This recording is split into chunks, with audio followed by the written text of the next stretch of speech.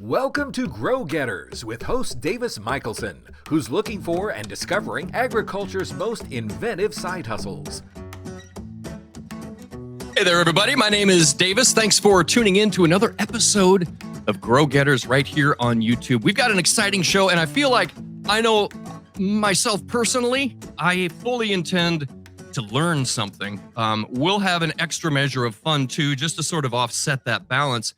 But we're talking with a young woman whose family farm switched over from conventional grains to what they would call ancient grains. We're going to talk about what some of those are and why they did it. Before we get into the conversation, let me please ask you, hit the like button and subscribe so you don't miss a single episode of Grow Getters. My guest today, Claire Smith from Tenera Grains and Teffola Grains. Here's a quote: "From the soil we steward to the products we create, we strive to bring the farm a little closer to your kitchen.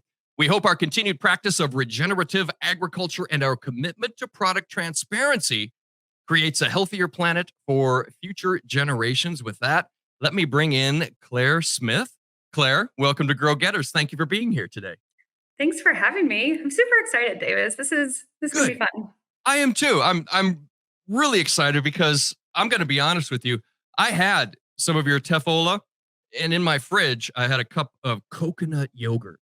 Oh, yeah. And I mixed the two together. I'm not kidding. I feel like I could outrun a cheetah right now. Maybe lift a car. I don't know. This is really great stuff. I definitely want to get to it. But first, before we go any further, we've got to establish a little bit of farm cred. Talk to me about your operation, where you work, where you came from. Talk to us about your farm layout, little farm cred, please. So I am in southern Michigan. So we're about an hour south of Lansing, so close to the border with that state that's below us, Ohio. We don't really like Ohio, but it's okay. So I grew up on our farm, and my dad didn't own it at the time. My grandpa owned it.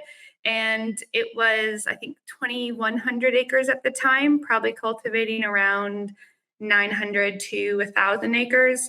Wow. And that was a lot of corn and soy and the odd wheat field or alfalfa field. Yeah. So I did grow up picking rocks and painting fence. I learned to drive stick on a tractor. I hated every bit of it. I'm actually like allergic to the entire farm, like the dust, the mold, everything. Yeah, see, I was curious about that, and we'll get into, because it must have been super compelling for you to have that affliction and then to be pulled back to the farm. I can tell you, I grew up on a farm in Iowa. My little brother had allergies, terrible, dust and pollen and all the things, and it was very limiting, and I know very frustrating for him sometimes, and yet you wound up back on the farm. But getting back to the farm, 7th generation farm, have I got that right? Yep. So I'm the 7th generation, and we can trace it all the way back to our ancestors. Azariel and Mary Smith arrived from Connecticut or Massachusetts. Connecticut. But they arrived in the area in 1837, and we've been farming the land ever since. Obviously, the family has gotten big and scattered, but just recently, my dad purchased the original land from another family member. So that's pretty cool. I'm one of 7 kids, and I'm actually the only one who's involved on probably a day-to-day basis with the farm. So there's always fun family dynamics. Now, I make it that in 1837, Michigan was admitted as the 26th state to the Union. Was that simply to accommodate you all folks and make sure that you had a nice place to live? Yes, but honestly, I am a little irritated that they couldn't keep walking a little bit further to the west side of the state. The west side of the state is absolutely gorgeous, and it's closer to Lake Michigan. And I'm like, we really had to stop in Hillsdale County. Like, you couldn't walk a little further? Come on. Right. Who knows? You get to, if you're walking from Connecticut or, even from Ohio, that's a long walk just in its own. At some point I could see myself, okay, we're there. That's it. We're done. This is where we go. Honestly, it was probably like kids were getting cranky in the back of the wagon, and Mary That's was right. like, Yeah. Azariel, I will pull this ox cart over right now. I should learn more about their relationship, but Indeed. Well, so you're basically allergic to farming. That's what I think maybe we could call it. Dust and pollen and the all that sort of animals, yeah. stuff. So you split, you left, and went to, I have Edmonton here for a little while. Talk to us about Edmonton just real briefly. And then at some point it seemed like the thing to do was to come back to the farm. Yeah, so I went to school here in Ann Arbor, University of Michigan, and I studied neuroscience because I thought I was going to be this big fancy doctor, Wow. Yeah. which obviously didn't end up happening. But I couldn't find anything after school, so I actually signed up for AmeriCorps. I was a team leader, and so I moved to Mississippi for, let's see, that was a year. So I lived in Mississippi for a year, and there were a lot of cockroaches. A lot of cockroaches, and it was really hot, way too warm for me. And I was on the phone with my mom towards the end of the program, and she was asking me kind of what was next. And she's Canadian. And so she kind of like jokingly said, well, you could move to Canada. And I said, bet. And then I moved to Canada. And off you went. Yeah. So you were there until 2015. And then at some point, what was the turning point for you when you were like, you know what, allergies be danged, all of it, I got to go back? What was the turning point? Yeah, I was working retail, and if anybody listening has worked retail, you know the hours, you know kind of how challenging it can be, and the no 2 days off in a row kind of thing. And so my parents came to visit me, and Edmonton is out west, so it's quite a hike to get out there. It took me 4 days to drive. And so when they came out to see me, this was beginning of 2015, I was starting to get a bit jaded with retail and kind of wanted to start my own thing. And I mean, you think of those moments like at the beginning of like something big, and you're like, gee, why was that such an important moment? But for me, it was when my parents were coming to visit. I had been working long hours, and I requested some time off to visit with them and go skiing or whatever it was. And they made me fill out a form, which I thought was kind of silly. And then they told me I had only earned 2 days off. And I was just like absolutely furious that they were the ones telling me how much I had earned in terms of like time off. So I said, well, this is ridiculous. Like I need to start my own thing because I don't ever want to ask someone for vacation time again. So I started the business, and now I don't have vacation. So that really did solve the problem. But so yeah, they came out and said, Claire, we're thinking about growing something else because corn and soybean prices aren't great. And so we've got to do something different for the farm. And we're considering growing this ancient grain teff, which I know we'll get into. And it's, if you want to come back and do something with it, you can. We don't know what it could be. We don't even know if we can grow it. But if you want to start something with it, it could be anything, you can. And that blank page, I guess I'm going to call it a blank page of possibility, was just super attractive to me, like a big question mark of, nothing's going to be in my way. There are no obstacles. There's no one to, get approval from. It's just me and my ideas. So that was really, really cool. Do you consider yourself an entrepreneurial kind of person? Tough question. Did we run bake sales as kids? Yes. But entrepreneurial, that has that's like such a heavy question, I think, because now it has such a connotation of like hustle, grind, like always be closing the sale. And I see what you're saying. So you're talking about your own business to promote a different kind of lifestyle. That is very interesting. Yeah, I am now, I've owned a business long enough and been through some roller coaster hills and valleys where I'm at the point of, okay, this I can create a lifestyle that I really enjoy with my business, but also it's kind of back and forth. Like the business relies on my lifestyle because if I'm too stressed or whatever, Right. if I'm overwhelmed, the business is going to suffer. And the business also fuels, me to take a Friday afternoon off or something, and There you it's go. into some pretty cool situations. So it's such a funny relationship, the business and the personal. Absolutely. You know what? Let's get into it. We're going to get into defining what the product is, and we should probably start by defining teff. But first, a musical selection. Teffola, ancient grain, gluten free, no GMOs. Michiganders living farm life. Teffola, Teffola. Oh my What God, I is love teff? it. Well, thank you. What is teff? So teff is the world's smallest ancient grain or smallest grain. It's originally from Ethiopia, the Eritrea area, so that is Eastern Africa. And traditionally, Ethiopians and Eritreans mill it into a flour to make injera, which is like a spongy fermented flatbread, and they eat that every day. And so, super high in fiber, iron, good source of calcium.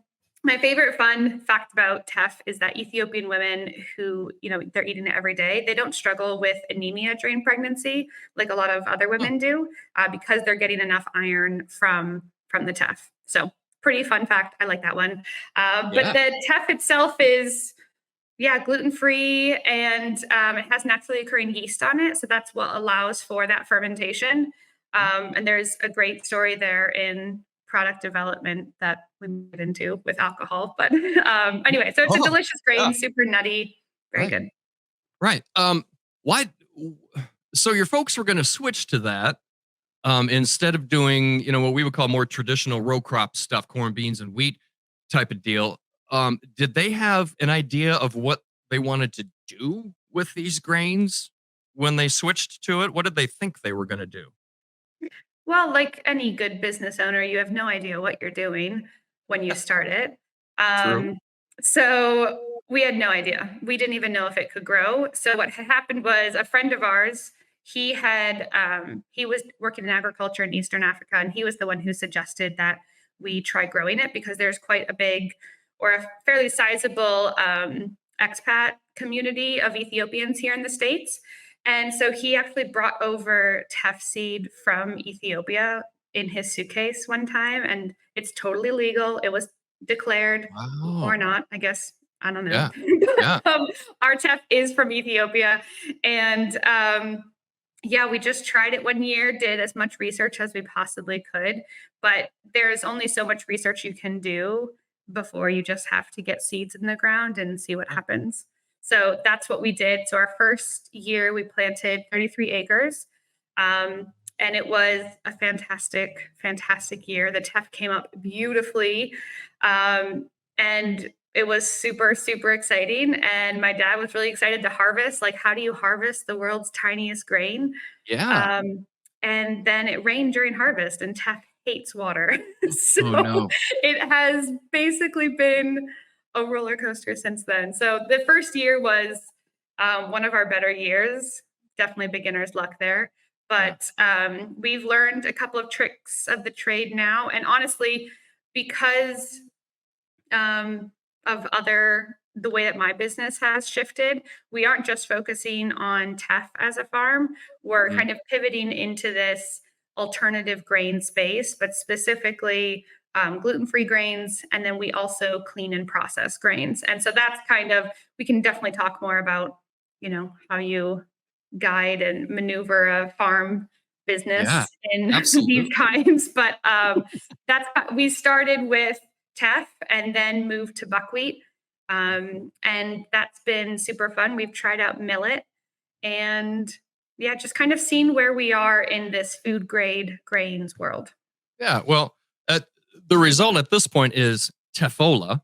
It's teff and granola, along with a whole bunch of good stuff. I mean, I'm one who reads the labels on stuff, and I'm looking at the label here, and it's a long list, but it's all good stuff. It's natural stuff. Talk to me about the importance of providing, because I mean, you're gluten free, you're GMO free. This is food that's good for the human body. Yeah. So when I was working with teff, so when we grew it and we initially tried to sell the teff flour to Ethiopian restaurants, and that kind of wasn't working. So we figured out how to mill it and get it packaged, and then we were selling it on Amazon and trying to get food bloggers to buy it and promote it. Oh, It was cool. like content creators before content creators were a thing. It was Right. bloggers. And so I was trying to develop recipes like in the food blogger way. But that wasn't super working, and people didn't understand how to work with teff flour. Sure. It was gluten free was like pretty new back then, and so I knew I needed to bring teff to people in a really familiar and accessible way that wasn't intimidating. And I grew up with homemade granola, and so I was playing around in the kitchen one day and just threw the whole grain teff into stuff in my pantry. Like I just like threw it all together and kind of like the flavor of it, and did some more tweaks and stuff and took it to my super picky sister, and she and her husband ate a pound of it in 2 Nice. days. And Nice. so that was the beginning. And Teffola was born. That inspires me. I'd like to sing another song too. Eat Teffola with Michigan grains, a little bit granola, lots of healthy gains. Eat Teffola. It's a taste of the ancient world. Pumpkin perfection, some spice for your life. Original chocolate charm and berry burst. Eat Teffola on the Grow Getter Show.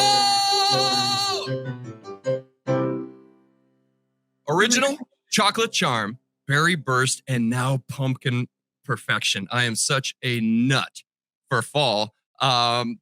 These are the flavors that you've arrived at so far. Are you developing any other flavors, or do you feel like maybe you've hit it? Oh, never done. You're never done developing. I have just done a whole bunch of development for pumpkin perfection. It took 17 trials to get there, Wow. which was a lot. It was a lot. I've eaten a lot of pumpkin granola. But in my world, so now that I've been in this grain world, I've met more people. And so a new friend of mine is trying to get rye granola off and Yeah. going. Yeah. And then even trademarked rhinola after being inspired by Teffola. So, Rhinola. That's not bad. yeah, not bad. Although I So don't know. I think basically, isn't there a rhinoceros food that's already called rhinola? That might be taken. I'm not sure. yeah, so I don't know. There's always more to be done. We launched Teffola Bites, which were the granola mixed with dates, which you are now You holding betcha. up. We Delicious. launched those, and that was to address the people who wanted more, on the go, convenient style granola.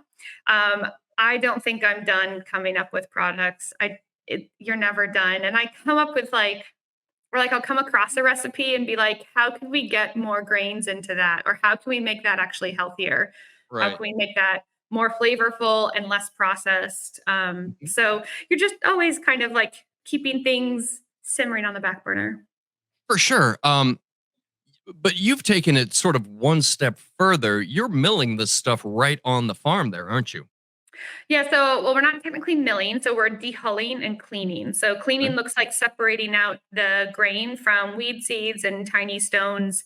And then we are also dehulling the buckwheat. So buckwheat has a little hull on it, like a coat, if you will. And so you need to take off that hull in order to get to the most beautiful. I love buckwheat. I think it's so pretty and so elegant, and it's like little pyramid shape. So we dehull buckwheat on the farm, and yeah, we should be able to dehull other things. It's just been extremely overwhelming. And yeah, there's a lot going on. There's always lots going on. Well, they say a good dehuller is hard to find these days, and I think it's probably true. Um, let's see. You know what? I want to talk to you about. Okay, so what does it look like? take me from seed to store shelf. What is the process that these grains go through? So the grains that we grow, the teff and buckwheat, they are grown on the farm, planted in May, harvested in September time, and then they go through our gluten-free cleaning facility. So that looks like a clipper, gravity table, destoner, dehuller, color sorter, and then they're packaged into 50-pound bags. I take them to my co-manufacturer. So we work with another company to actually make all the products. So I order all of my ingredients, get it there to the kitchen, and then we make a whole bunch in one day and package it all up. Then I take it back to my warehouse and either ship for online orders. So we do a lot of direct to consumer. So we're shipping from our website. And then we also sell to stores in the area. And so I'm either delivering there or shipping to those stores. Most recently, we got our bites into the Detroit airport, which has been super, super cool. fun. Yeah. That's awesome. So now Those are perfect for that. Yeah. Yeah, they're perfect. And it's just super cool because you're like, oh my goodness, like people are like buying my stuff and probably flying to places where Teffola has never been before. So that's really fun. Cool. Yeah. Yeah.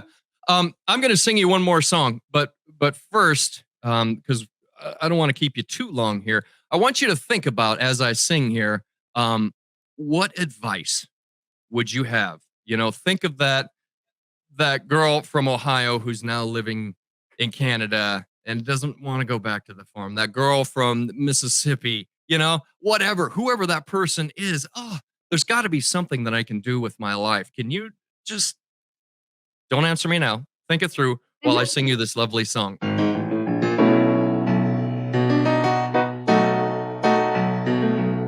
Whenever I eat Teffola grains, I feel so good inside. It makes me smile. That good granola, buckwheat, and teff today. Whenever I eat those ancient grains. All right, having sung that, what advice would you have for young farm girls out there who think to themselves, you know what, I'd like to try and do something like that too? I would have to say, feel the fear and then do it anyway. That's good. Because there's going to be a lot of fear. There's going to be a lot of unknowns. There's going to be evenings when you're like, what in the actual world am I doing?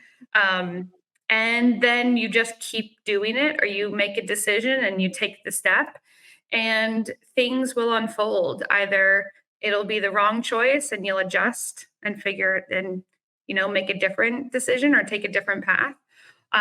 But there's also just beautiful things that happen and unfold when you take a chance and step out of your comfort zone. I haven't seen a lot of benefit from staying in my comfort zone. Like, yes, it's cozy, but what has cozy ever done for me? So feel the fear, do it anyway, and ask a lot of questions. Cozy probably would have stayed in Edmonton, no? I might have stayed out there. I liked the weather. I liked a lot of aspects of it. Yeah. I don't know if I would have moved back to the farm without this kind of blank page of possibility. Right. I have failed us thus far. How do we get more information on your product? Can we order it online as well? Yes, absolutely. So eatteffola.com. That's also our Instagram and Facebook is Eat Teffola. And you can always email me, Claire at eatteffola.com. Eatteffola.com. Claire Smith from Tenera Grains and Teffola. Thank you so much for being with us on Grow Getters today. This has been terrific. I learned things. Thank you, Claire.